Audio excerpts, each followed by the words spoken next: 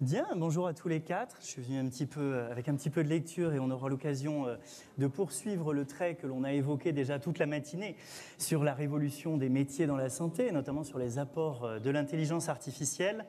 Alors c'est vrai que notre système de santé n'a jamais eu besoin d'autant de changements.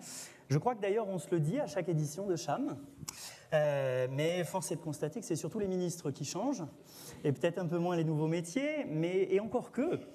Bien sûr, sur les 10 dernières années, il y a eu quelques nouveaux métiers, je pense notamment aux IPA, aux métiers de la coordination, les IDEC, dont on voit toute l'importance, notamment dans le sujet de la complexité du parcours de soins. Il y a assez peu finalement de nouveaux métiers in abstracto, c'est souvent des compétences que l'on vient ajouter à des compétences existantes, forcément, des hommes, des femmes qui ont leur univers de compétences et qui se voient avec de nouveaux outils, avec de nouvelles compétences.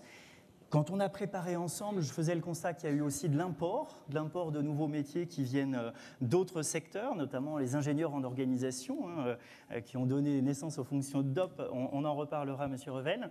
Et puis, bien sûr, il y a les métiers des nouvelles technologies, ces nouvelles technologies qui charrient des nouvelles compétences, parfois pour les maîtriser, si tant est qu'on y arrive, si tant est que ça soit possible. On en parlait ce matin. Puis, il y a les métiers pour bâtir ces nouvelles technologies. Que ce soit pour la recherche médicale et scientifique, que ce soit pour le soin, qui peut évidemment en tirer parti.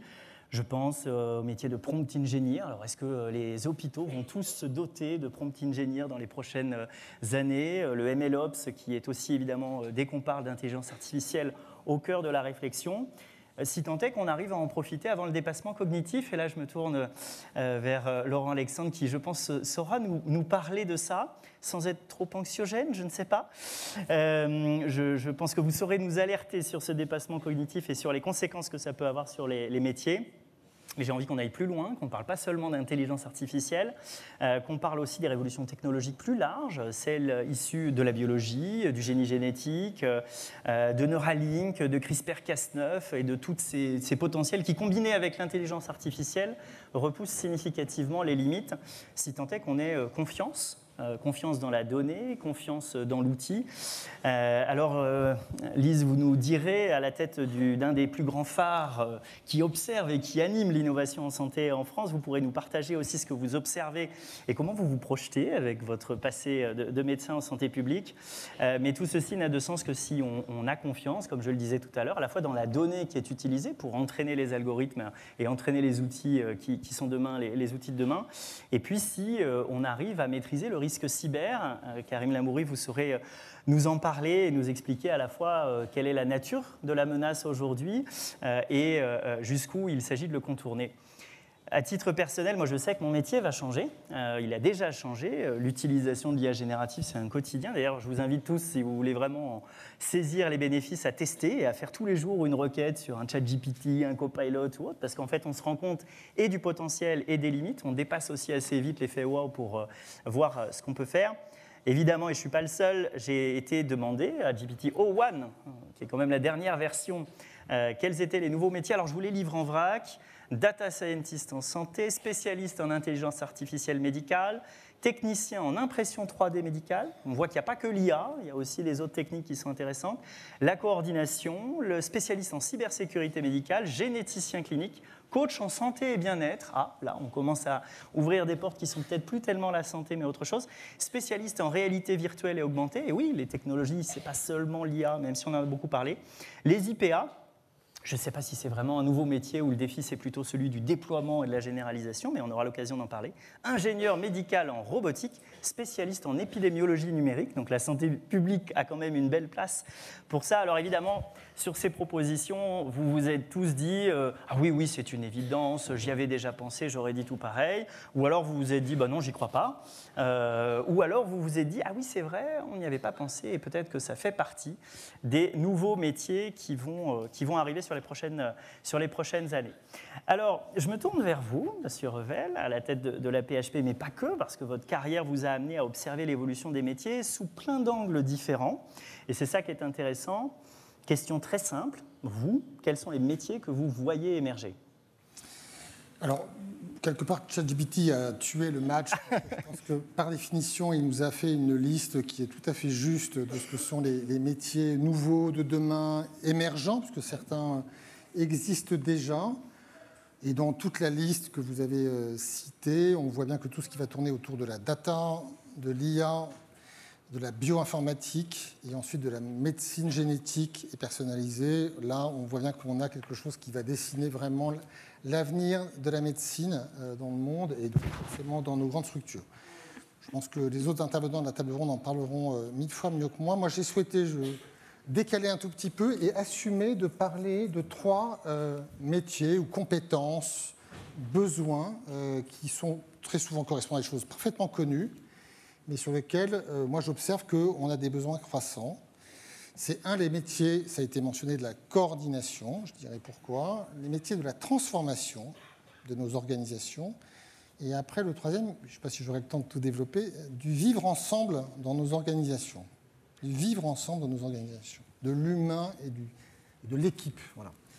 Alors, sur la coordination, quand je regarde aujourd'hui le besoin qu'on a quand on regarde comment un hôpital marche ou ne marche pas, on voit bien que la question des parcours intra-hospitaliers est vraiment ce sur quoi aujourd'hui le quotidien est difficile.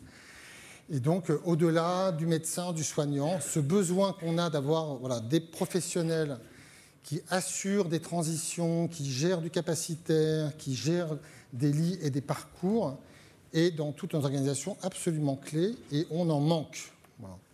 Et je pense qu'au-delà de ça, et ça a été très bien dit ce matin dans le débat qui a eu lieu sur l'enjeu du domicile et de la proximité, je pense que quand on regarde ce qui arrive devant nous en termes de murs démographiques, épidémiologiques, dans un contexte de tension sur les ressources, qu'elles soient médicales, professionnelles, même s'il y aura des réponses à cela, et financières, économiques, avec un horizon qui s'assombrit, on voit bien qu'on peut craindre que ce sujet, cette équation économique soit prise par des leviers de régulation qu'on connaît bien, qui s'assimilent à ce qu'on pourrait appeler une politique du rabot, là où nous avons vraiment besoin d'avancer sur ce qui va, à mon sens, nous permettre, j'espère, de faire face à ce mur financier épidémiologique qui est la qualité. Et la qualité, ça s'appelle les parcours. Et les parcours, ils ne s'arrêtent pas au mur de l'hôpital. Et je pense que l'hôpital aura, d'une manière ou d'une autre, avec les acteurs de ville, une place à prendre dans une organisation qu'il faut modéliser. Dominique Pont a dit des choses, je crois, très justes. Si on veut à un moment donné arrêter de parler de ces mots qualité, parcours, prévention, sur lesquels on tourne depuis des années, mais qui sont pour autant la seule vraie manière d'essayer de bien soigner et de freiner ce tendanciel de dépenses, je pense qu'il va falloir en effet qu'on monte des organisations, des modèles économiques qui permettra de vraiment suivre ces patients chroniques au long cours. Et ce sont des métiers sur lesquels l'hôpital a vocation à se positionner avec d'autres. Donc, premièrement, la coordination. Oui, la coordination. Le deuxième, c'est gérer nos transformations. On a des enjeux, 1000 enjeux. L'hôpital n'est pas un lieu hyper agile. Et on a des sujets hyper concrets sur lesquels on n'est pas bon. Comment fonctionnent nos blocs de chirurgie, comment on prend rendez-vous dans une grande organisation comme la PHP, comment on diffuse de l'information pertinente, comment on prend ce sujet de la sobriété dans les process, les pratiques, la consommation. Et ça, en fait, aujourd'hui, on voit que des arrivées par le haut, il y a beaucoup, ici, vous en êtes un, personnes qui travaillent dans les grands cabinets d'audit et de conseil, et même des directions générales ont parfois tendance à arriver avec des trucs plaqués. On voit que la seule chose qui marche, c'est ce qui se tricote avec des équipes. C'est ce qui va, à un moment donné, s'insérer dans ce qu'ils sont prêts à faire, bien sûr en posant une direction. Et donc, aujourd'hui, vous parlez des DOP, moi j'appelle ça un peu des Jiminy Cricket, c'est-à-dire que c'est des jeunes entre 30 et 40 ans qui sont un peu ingénieurs, qui ont fait des business schools, qui ont fait Sciences Po, qui sont dans nos organisations et qui arrivent avec nos équipes médicales, paramédicales, à les emmener dans des évolutions, des transformations et des améliorations pratiques. Et ça, c'est des métiers extrêmement précieux. Après, je suis peut-être trop long, et après, on a besoin de gens... Alors non, vous n'êtes pas trop long, et vous aviez un troisième point qui m'intéresse beaucoup, qui est le bien vivre ensemble. Parce qui, moi, me frappe, je suis depuis 2 ans à la PHP, c'est la première fois que je gère un hôpital public, c'est à la fois la multitude des conflits, et qui pourrissent. C'est une découverte pour tous autour de la table, on est d'accord, à la paix. Et c'est aussi, en dehors des sujets-là, à quel point la vie d'équipe, se sentir bien dans son service, dans un environnement humain de femmes et d'hommes est déterminant. Voilà. Et qu'on voit à un moment donné une équipe qui a su mettre du dialogue, du projet, de l'écoute, du sens commun dans une équipe va bien. Et là où à un moment donné ça se dérègle, un service peut partir totalement dans une forme de conflit. Et donc on a besoin, pas uniquement de médiateurs, de conciliateurs, mais à un moment donné de réussir à implémenter dans ces unités de base ces compétences qui est arriver à se parler. Voilà. Et donc ce sont des choses qui ne se décrètent pas. Il ne suffit pas de dire soyez gentils, faites une réunion pluridisciplinaire. C'est comment on arrive à un moment donné à créer des espaces de dialogue structurés où on arrive à évoquer les sujets et à trouver des éléments, enfin des réponses ou des solutions pour les régler. Et ça, c'est honnêtement, on est très loin de l'IA, et je l'assume à 1000%, mais c'est dans nos organisations ce qui fait qu'aujourd'hui, on vit bien, on ne vit pas bien. Alors après, une fois que j'ai dit ça, l'IA va arriver, Laurent Alexandre vous en parlera, et elle va évidemment bouger beaucoup de choses, mais elle ne bougera pas le fait qu'on a besoin d'avoir des parcours qui soient mieux gérés si on veut tenir le système dans les prochaines années, on a besoin de se transformer et on a besoin de vivre ensemble. Avant peut-être de passer la parole à vous, Laurent Alexandre, juste un dernier mot sur l'IA. Potentiel limite en quelques mots. Le potentiel, je pense, il est massif. Et l'IA arrive de partout dans nos structures. Et ça n'est que le début. Voilà.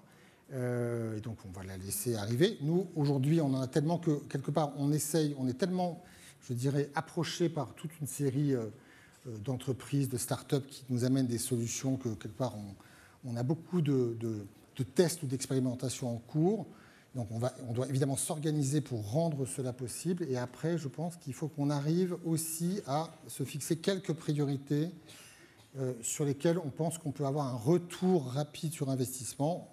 Avant, je dirais, l'IA aide à la décision clinique ou à la lecture d'images qui est déjà là. Et pour moi, il y a quelques enjeux, notamment autour de quelque chose qui aujourd'hui est très consommateur de temps, qui est par exemple la génération de comptes rendus médicaux, sur lequel il y a une attente très forte. Donc il faut qu'on arrive à la fois à laisser tout rentrer pour tester et ensuite d'avoir un certain nombre de buts de guerre sur lesquels on essaie d'avancer de manière extrêmement industrielle le plus vite possible. Merci beaucoup. Docteur Alexandre, je me tourne vers vous maintenant. Alors, je sais que vous n'aimez pas forcément que j'insiste sur le sujet, mais vous publiez aux éditions Jean-Claude Lattès un très, très bon bouquin. ChatGPT va nous rendre immortels. Donc, s'il y a des gens dans la salle qui ont envie d'être immortels, vraiment, il faut tout lire. Un soupçon de provoque, mais sur fond de publications scientifiques. Et il y en a à toutes les pages. Vous retracez les derniers mois de l'intelligence artificielle. D'ailleurs, je pense que dans 2-3 mois, il faudra en faire un autre parce qu'il sera déjà obsolète et déjà dépassé. Je vais prendre un exemple, vous dépeignez le dépassement cognitif de l'homme. Alors la dernière version de O1 de GPT a passé le test de QI de Mensa, 120. Vous écrivez que le QI moyen de l'humanité, c'est 86. Bon. Et je vous cite toujours, le médecin de demain sera un tiers infirmier, un tiers informaticien, un tiers assistante sociale. L'hôpital... C'est pas moi qui ai dit ça, c'est Kai Fu Lee, le meilleur spécialiste mondial de l'économie de l'IA. Et je m'insurge contre cette vision parce que 11 ans d'études pour finir assistante sociale, ça m'enthousiasme modérément. Mais c'est une bonne entrée en matière. Alors, je vais éviter de refaire une bêtise, mais est-ce qu'on a bien la phrase « L'hôpital de 2050 sera une entreprise d'informatique et de robotique » ? Oui, c'est vrai. Alors, je vous en prie, comment vous voyez les métiers évoluer ? Qu'est-ce qui est devant nous avec ces révolutions ? D'abord, je trouve un peu curieux, j'arrive à 65 ans, je suis plus proche de rentrer comme patient chez Orpea qu'à mon internat, donc me demander de prévoir les métiers de demain est un peu paradoxal. Pour moi, ce qui est plus important, ce n'est pas l'apparition de nouveaux métiers, c'est la transformation des métiers actuels à cause de notre dépassement par l'IA. Notre dépassement par l'IA, il est en cours. L'IA gagne 2 points de QI par mois, chaque mois. Ça va peut-être tomber à 1,5 ou 1,3, mais enfin, notre dépassement est en cours. GPT-4.01 est plus intelligent que 90% des effectifs d'un hôpital français. Notre dépassement, il est certain et c'est une surprise. ARC, qui est une grande société internationale d'investissement, a colligé l'avis des experts mondiaux en IA sur le moment du dépassement de l'homme par l'IA. Il y a 1000 jours, avant l'arrivée de GPT-3, le consensus mondial pour le dépassement, c'était 2100 en moyenne. On est passé à 2031, 32. Donc, on a une modification des anticipations liées au progrès absolument extraordinaire des modèles informatiques de type ChatGPT, Claude, etc. Donc, comment gère-t-on la formation, les nouveaux métiers au moment de notre dépassement? Si l'on prend ici tous les gens docteurs en médecine et qui ont exercé la médecine clinique, il n'y en a pas un seul qui est capable de faire mieux que GPT-4 au moment où nous parlons. Pas en 2032, au moment où nous parlons. Aucun d'entre nous n'est capable d'égaler GPT-4 sur un dossier tiré au hasard. Donc on est en plein dans ce moment du dépassement et comme je disais au directeur, M. Revel, son mandat est le mandat du dépassement du médecin biologique par l'intelligence artificielle, ce qui ne signifie pas que l'on n'a plus besoin du médecin biologique, mais il va falloir qu'on nous forme, il va falloir qu'on se forme pour être complémentaires. Moi, j'ai comme tout le monde eu l'idée que IA plus moi ou IA plus un confrère, ce serait toujours mieux que l'IA seul. Ce n'est plus vrai. Nous sommes rentrés dans des zones d'anti-complémentarité. Google a été très gêné pour commenter son étude de janvier 2024, où elle a comparé les médecins et l'IA. Les médecins tout seuls ont 30% d'accuracy sur les diagnostics, de bons diagnostics. Les médecins ayant la possibilité d'utiliser Google Search, 40%. L'IA seul, 60% d'accuracy. L'IA plus un médecin, 52%.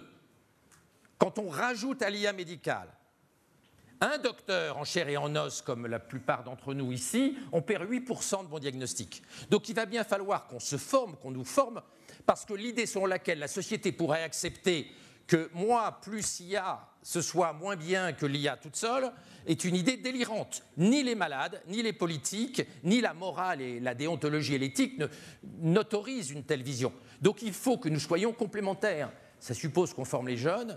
Les jeunes ne sont pas du tout formés à l'utilisation de l'IA. J'ai même vu des présidents de jeunes syndicats de médecins qui n'avaient jamais essayé ChatGPT. Donc, il y a un effort de pédagogie très important. Sinon, on aura de l'anti-complémentarité, ce qui est, à mon avis, un vrai problème. Donc, les métiers du futur, nous ne les connaissons pas plus moi, pas plus les gens autour de la table que ChatGPT. On peut avoir quelques intuitions, mais on va beaucoup se tromper parce que le futur technologique est très incertain. Donc il faut une extrême mobilité parce que le découpage par métier va être transformé par l'IA. Je vais prendre juste un exemple. On est habitué dans nos hôpitaux, dans nos institutions, à travailler en silo parce que nos capacités intellectuelles ne nous permettent pas de connaître toutes les spécialités. Moi, je n'ai jamais connu plus d'un cinquième de la chirurgie urologique. Et puis, ça ne va pas s'arranger dans les années qui viennent. Nous connaissons une partie de notre spécialité. Personne n'est capable de connaître toutes les spécialités. L'IA est totalement transversale. C'est d'ailleurs pour ça qu'elle nous écrabouille dès aujourd'hui. Donc, notre organisation est calquée sur nos limites cognitives que l'IA n'a pas. Les problèmes de coordination vont se poser très différemment à partir du moment où le centre de l'hôpital, qui sera demain l'IA et pas le docteur, va pouvoir gérer un malade sur toutes les coutures. Là où on a besoin de transporter avec un brancardier à Crébelin-Bicêtre, où j'ai passé plus de 20 ans de ma vie, ou à La Pitié, où j'ai passé plus de 10 ans de ma vie, les malades, pour aller de la rhumato à la cardio, etc., l'IA étant multidisciplinaire et transversale, elle n'a pas besoin de trimballer le patient du couloir A au couloir Z. Donc la coordination des soins peut être considérablement augmentée par le fait que, par construction, l'IA est holistique. Et que les IA généralistes sont très supérieurs aux IA spécialisées. On a montré par exemple, ça a été publié récemment, que dans le stroke, les IA éduquées spécialement avec des dossiers d'AVC, de stroke, sont bien moins efficaces que GPT-4 sans éducation spécifique. Les modèles généralistes sont supérieurs aux modèles spécialisés. Donc, cela conduit à une transformation de notre modèle de segmentation en silo de la médecine et à des solutions pour la coordination, même si au passage, il va y avoir quelques blessures égotiques et narcissiques pour les médecins, surtout dans la phase où nous sommes anti-complémentaires et non complémentaires. Peut-être une dernière question avant de vous passer la parole. Vous reprenez l'analogie de la Reine Rouge dans Alice au Pays des Merveilles. Pourquoi cours-tu? Parce que regarde le paysage qui défile autour de moi, sinon je suis dépassé. Est-ce qu'il y a une place pour la France, pour l'Europe, lorsqu'on voit qu'aujourd'hui, la plupart de ces innovations sont surtout américaines? Comment on garde notre souveraineté et comment, quelque part, France ou France plus Europe arrive à peser dans ce concert de développement technologique? Alors, nous n'avons aucune chance. Merci. Si l'on voulait rattraper les 30 ans de retard qu'on a pris en informatique dans tous les domaines, microprocesseurs, cloud, etc., il faudrait se mettre à beaucoup travailler. Il y a quelques pépites sympathiques. Tout le monde connaît Mistral, qui a levé 1 milliard et qui est une boîte extraordinaire. Et je ne dis pas ça seulement parce que son fondateur, Mensch, est mon neveu. Non, mais c'est un garçon formidable, indépendamment de ça. Et donc, on a quelques petites pépites, mais nous ne sommes pas à la hauteur. L'Europe a pris des dizaines d'années de retard. Le rapport Draghi est absolument extraordinaire. Il prend acte de l'erreur dramatique de l'hyper-régulation européenne, le RGPD, l'AI Act, qui font qu'il ne peut pas y avoir d'acteurs très importants en Europe. Je vous rappelle que Nvidia, qui est le leader mondial des microprocesseurs pour faire de l'IA, vaut 3 000 milliards en bourse. Je vous rappelle que le budget recherche d'Amazon, c'est 72 milliards par an. Le seul Amazon, chaque année, 20 fois le CNRS. Donc l'idée qu'on va rattraper Amazon Web Services avec notre bite et notre couteau est une idée totalement délirante. Donc aujourd'hui, si nous voulons de la souveraineté, en dehors des poncifs bienveillants habituels et des rapports à la con, si on veut retrouver de la souveraineté, il faut un plan à 50 ans. Ce n'est pas un plan à 6 mois, à 1 an, à 3 ans, à 5 ans. Si nous voulons rattraper notre retard immense sur le plan technologique, il faut un plan européen à 50 ans, beaucoup investir. La situation budgétaire que M. Revel connaît bien ne va pas permettre que la France passe sa recherche et des développements de 2,21% à 5% comme elle est en Israël ou en Corée du Sud. On a un autre problème en Europe, c'est que nous investissons en recherche dans des secteurs peu intéressants pour l'avenir et on n'investit pas dans les secteurs les plus intéressants. 50% de la recherche en Europe, privée, est consacrée à l'automobile. Aux États-Unis, 85% de la recherche est consacrée aux biotech et à l'IA. 85%. Donc l'Europe investit dans des technologies du passé, les États-Unis investissent massivement dans les biotech et l'IA. Il est normal que l'écart soit béant parce que nous sommes aujourd'hui dépassés dans la totalité des briques technologiques de l'IA. C'est un vrai sujet, c'est un tabou. Chaque fois qu'on fait un plan pour de la souveraineté, on aggrave les choses. L'AI Act est une catastrophe pour l'Europe, une catastrophe. Aujourd'hui, je crois qu'il faut que, si nous voulons que ce continent reste un continent riche, et la richesse par habitant est déjà 2 fois plus faible en Europe qu'elle est aux États-Unis, si nous voulons qu'il y ait une place pour nos enfants et nos petits-enfants, et je dis ça en tant que citoyen et père de familles nombreuses, il faut rattraper ce retard absolument, sinon nos enfants, à long terme, vivront dans le Zimbabwe du XXIe siècle. C'est excitant, voire et un peu effrayant quand même. C'est purement factuel. Hein. J'entends. Ce plan à 50 ans, vous l'avez ? C'est ça? Non, mais blague à part, vous êtes médecin de formation. Si demain vous deviez remettre votre blouse avec l'ensemble de ce que l'on sait, de ce que l'on a entendu, de ce que l'on voit, à quoi vous devriez vous attendre?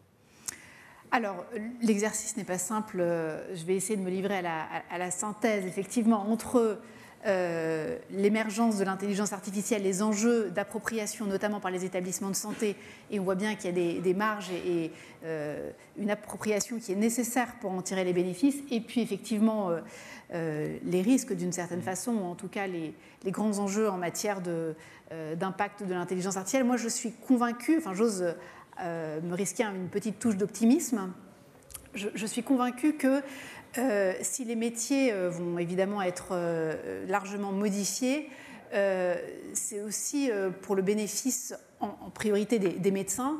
Et je vais peut-être, si je peux faire une petite analogie, on voit bien dans le domaine, par exemple, de l'aéronautique, certes, l'automatisation est arrivée, néanmoins, il y a toujours non pas un, mais 2 pilotes dans l'avion, ce qui veut quand même dire que voilà, les métiers ne disparaissent pas, ils se transforment certainement. Si je devais reprendre ma blouse, alors si demain est une petite vision extensive de demain, je pense que tous les enjeux d'intelligence artificielle et d'impact sur notamment l'organisation du travail, sur la gestion des comptes rendus automatisés, la coordination des soins, tout ça aurait vocation à me recentrer sur le lien humain, certainement, avec le patient. Me détacher un peu des tâches administratives et celle qui était mentionnée d'ailleurs, c'est finalement pas une description de demain, c'est une description d'aujourd'hui, parce que aujourd'hui les médecins sont devant des écrans, c'est la réalité. Quand on voit à quel point ça les embolise justement et ça perturbe cette relation médecin-patient, je pense que c'est un des premiers points très importants sur lesquels l'intelligence artificielle peut aider.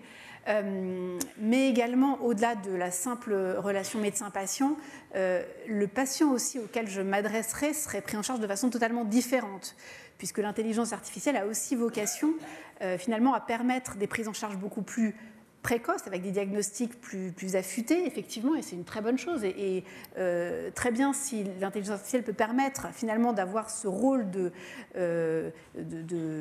presque recentré autour de la médecine curative d'une certaine façon, ça va permettre de dégager du temps médical aussi sur l'amont, sur la prise en charge plus précoce et sur la prévention. Donc c'est peut-être ça aussi le virage qu'il faut qu'on sache prendre. Et très bien si le métier de médecin se transforme et est amené à mieux entourer les patients, y compris sur les aspects de coaching et sur les aspects voilà, bien plus amont que... Exactement. Par ailleurs, je pense que l'intelligence artificielle est un formidable outil de démocratie sanitaire qui a vocation aussi à mettre le patient au cœur même du système en lui permettant lui aussi de comprendre les différents scénarios, en lui permettant de comprendre aussi les possibilités en matière de prévention, notamment personnalisées, qui vont s'adresser à lui, puisque l'intelligence artificielle va permettre, encore une fois, sur la base des facteurs de risque du patient, d'être orienté dans telle ou telle direction de façon beaucoup plus adaptée à ses propres problématiques. Là, vous parlez de la prise en charge d'un patient, la prise en charge d'une population. Je fais appel à votre regard de médecin de santé publique. Comment cela peut aider aussi? Comment vous percevez ce métier à l'ère de l'intelligence artificielle? Alors effectivement, je pense que l'intelligence artificielle a également beaucoup à apporter en matière de santé publique et de politique publique, dans la mesure où on va être en capacité d'arriver à des travaux de modélisation, là encore à partir d'intelligence artificielle, et peut-être, là encore, d'embarquer davantage tous les acteurs du système de santé en fonction de ces modèles possibles d'organisation des soins. On va être finalement moins un offreur de soins qu'un gestionnaire de la santé de la population. Et ça va être ça la nouvelle responsabilité à la fois des médecins de santé publique, mais des décideurs de façon générale. L'objectif va être non seulement d'organiser l'offre et de savoir peut-être l'adapter, là encore, de façon beaucoup plus fine en fonction de la mobilisation des données et des enjeux de santé publique qui sont extrêmement divers d'une région à l'autre, mais aussi de savoir quelle typologie de patients mettre dans quelle orientation et dans quelle politique publique. Donc effectivement, le métier en lui-même va être totalement modifié. Peut-être que l'intelligence artificielle aussi en matière de santé publique a vocation à faire disparaître un certain nombre de biais cognitifs qui peuvent intervenir à la fois dans la vision qu'on peut avoir de façon globale, mais aussi dans le travail au quotidien des médecins. Je vais donner un exemple très concret. Quand on regarde notamment les études en matière de sclérose en plaques, une étude très récente montre que les femmes sont non seulement moins traitées, mais par des traitements moins efficaces. Alors il y a un biais évidemment qui est celui aussi du fait que les femmes en âge de procréer ne bénéficient pas nécessairement des mêmes cibles thérapeutiques privilégiées par tel ou tel médecin. Je pense que ça peut aussi permettre, cette intelligence artificielle, de remettre un petit peu d'objectivité et de faire tomber un certain nombre de biais dans la façon dont les patients sont pris en charge. Et pour répondre à la question de départ, en une minute, du coup, quel nouveau métier vous anticipez ou vous voyez émerger ? Alors encore une fois, il y a effectivement des métiers assez évidents dans le domaine de l'intelligence artificielle. On pense à l'ingénierie, vous les avez cités, je ne vais pas les reprendre, ça n'aurait pas d'intérêt ici. Et d'ailleurs, je pense que on parle aujourd'hui beaucoup de la pénurie de professionnels de santé. Je pense que demain, il y aura aussi un enjeu de pénurie qui existe déjà par certains aspects d'ailleurs autour de l'ingénierie.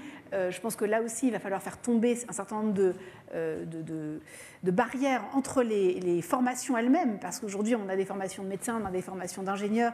Tout ça est en train de bouger. Pour avoir des discussions encore très récemment avec des écoles d'ingénieurs, les frontières entre les disciplines vont certainement s'atténuer.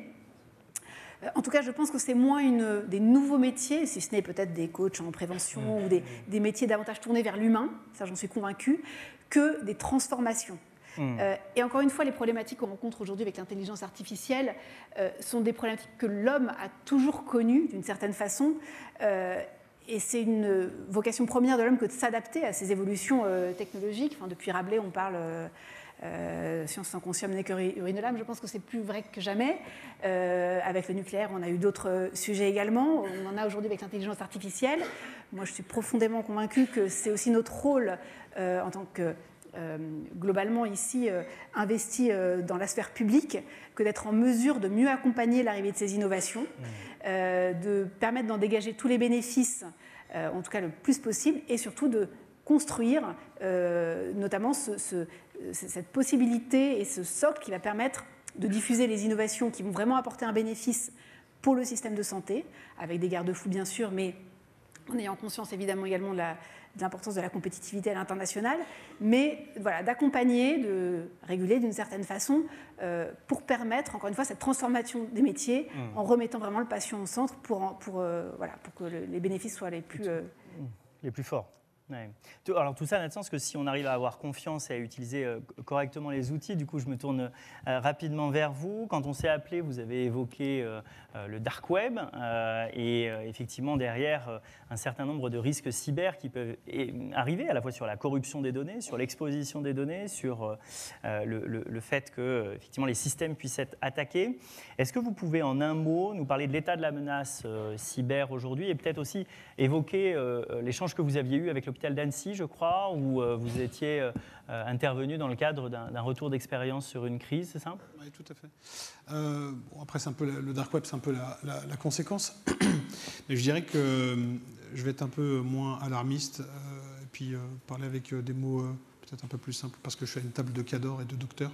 Je ne suis qu'un informaticien, je vais parler en tant qu'informaticien. Le dark web, on y trouve véritablement tout, et du simple au plus dégueulasse.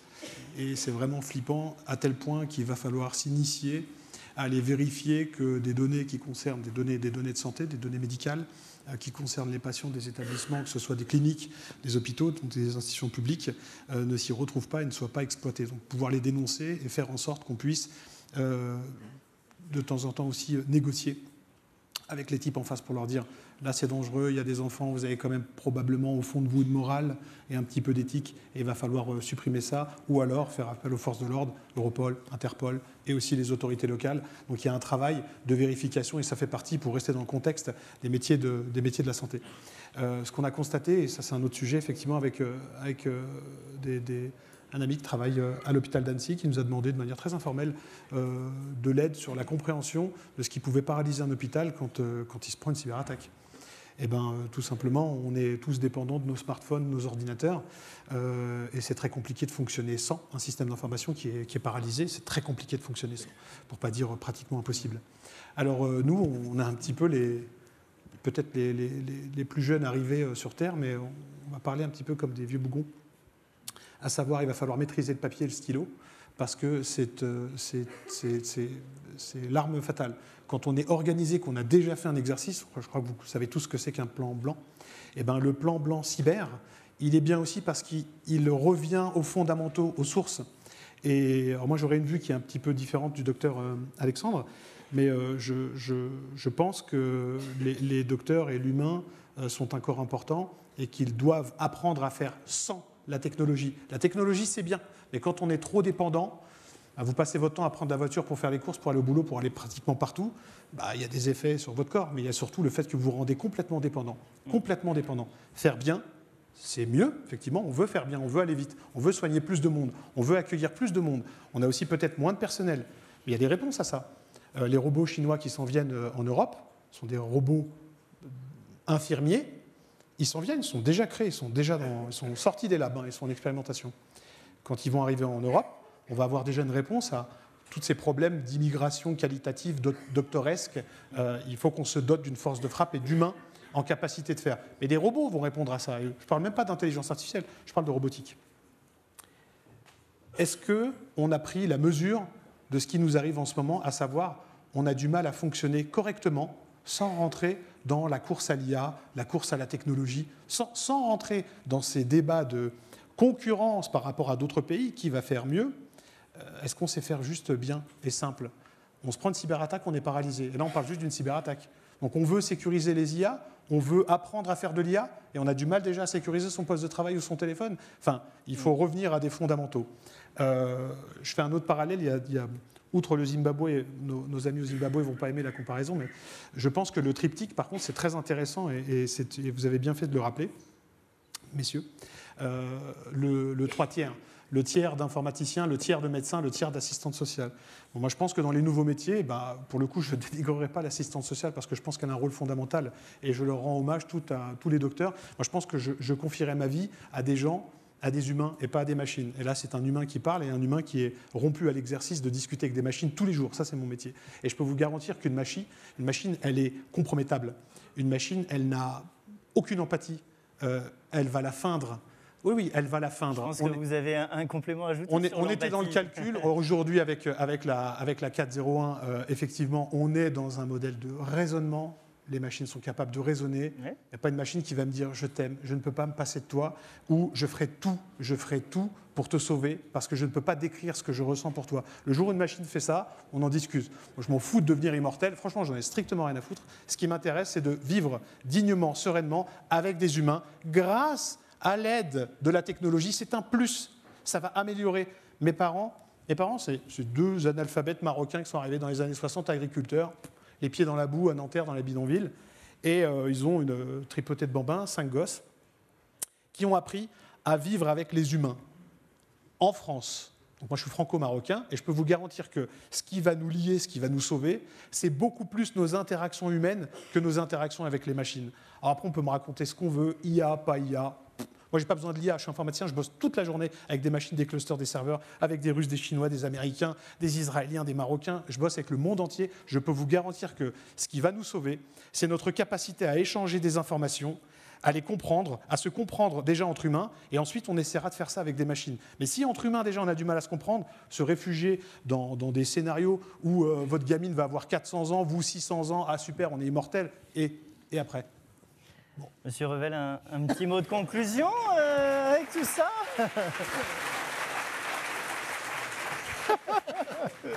Déjà sur la cyber, j'imagine que c'est un risque que vous regardez de près au quotidien. Mais restons sur la cyber. Ouais. Oui, non, mais pour vous répondre, c'est un risque. C'est pas on le regarde de près. C'est pas qu'on vit avec, c'est qu'on sait qu'on va être tôt ou tard rattrapé par ce risque. Et on essaie de s'y préparer du mieux possible et en effet, à la fois limiter les ouvertures et les vulnérabilités et réapprendre aux équipes à comment ça se passe quand on n'a plus d'informatique. Et d'ailleurs, pour ceux qui ont suivi l'actualité estivale, on a fait à la PHP un grand exercice grandeur nature pendant un week-end entier qui n'était pas prévu, lié au fait que le data center dans lequel on héberge nos serveurs a connu malencontreusement une panne informatique qui nous amène à faire du contentieux contre ces braves entreprises. Et quelque part, parce qu'on avait d'ailleurs travaillé le truc et préparé une crise cyber qu'on attendait pour les jeux, les choses se sont pas si mal passées. Bon, voilà, donc ça c'est pour répondre sur la cyber. Et pour le reste, je pense que on aura l'IA. Je vais faire la vague synthèse pour essayer de réconcilier tout le monde. Je pense que l'IA arrive, elle est là, et je pense qu'il faut la prendre comme une chance. Et une fois qu'on a posé ça, les patients attendront d'avoir en face d'eux, non pas un algorithme, mais des médecins. Et on sait que le fait d'avoir ce lien de confiance, cette attention, cette humanité, fait partie aussi de la thérapeutique. Et donc, on va essayer de ne pas opposer l'un et l'autre. Et enfin, pour essayer de terminer par une grande idée, on voit bien quand même qu'il y a des transformations massives qui arrivent. Et donc la question, moi, en tant que directeur d'un hôpital public, c'est comment le pays, le système de santé français est capable dans les prochains temps de faire bouger ces modèles d'organisation, de financement, sans quoi je pense qu'on restera dans une forme d'attentisme et de grandes difficultés. Bon, les directions sont tracées. Merci à tous les quatre.